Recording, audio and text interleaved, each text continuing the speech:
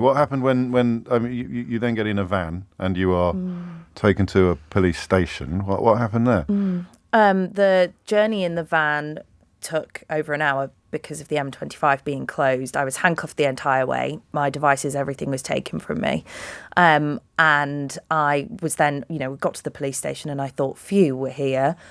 I'll just quickly answer all their questions. They'll ring the number on the back of my press card. They'll verify I'm a journalist and I'll be on my way. All the, standard welfare questions were asked about whether I have any serious medical conditions they should be aware of. I was then searched again. I'd been searched once on the side of the road. I was then searched again by a custody officer.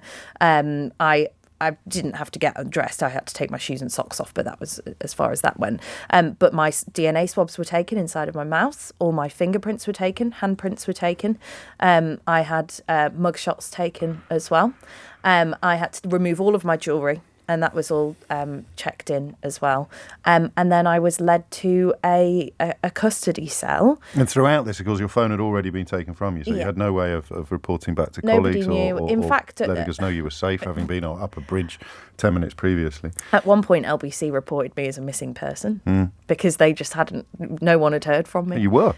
Yeah, no one had heard from me, and we couldn't get any answers from Hertfordshire Constabulary either, whose, Force Area Global, the parent company of LBC, knew I was in, and, had called to give them my location and said they were very concerned. But yeah, it wasn't until the metal door of the police cell closed behind me that it really dawned on me that, oh my gosh, I can't believe where I am, looking at that metal toilet in the corner of the room. And I just lost it. I'd been fine. I'd been fine up until that point, and then I was in that cell for 5 hours, and I just sat there and cried. Yeah. It was so scary, and you just can't believe you're in that situation. And at one point I felt ridiculous, but I was leant up against the door, just thinking, please, just open, just open. And I was allowed, to go to a yard. Which was, just a small area of concrete. And I think the custody officers, they were sympathetic because they knew I was a journalist. And they were expecting it to be sorted quite quickly. Or just sympathetic? I think the two officers that arrested me actually at the end seemed quite embarrassed. Because one of them then saw me get upset. And he was then, turned from, Mr. Nasty officer who'd arrested me in the first place to then saying, oh, you'll be out soon and you'll be all right. So why were you in at all, of course? It should be above his pay grade. What were you told upon your, I have to use the word release, upon your release? I was told that... the short walk to freedom. They'd made their inquiries and I was being released with no further action because they'd established that I wasn't part of the protest.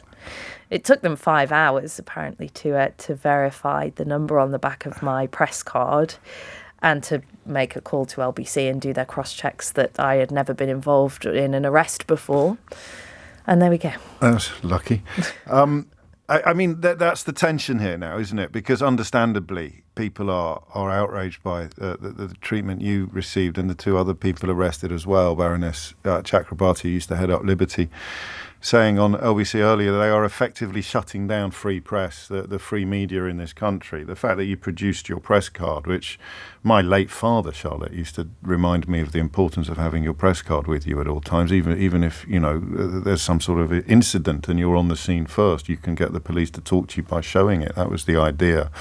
But the counterbalance to that is they believed that the two officers who arrested you believed they had cause to sincerely suspect that you were involved in the protest? Essentially, they thought my press card was fake.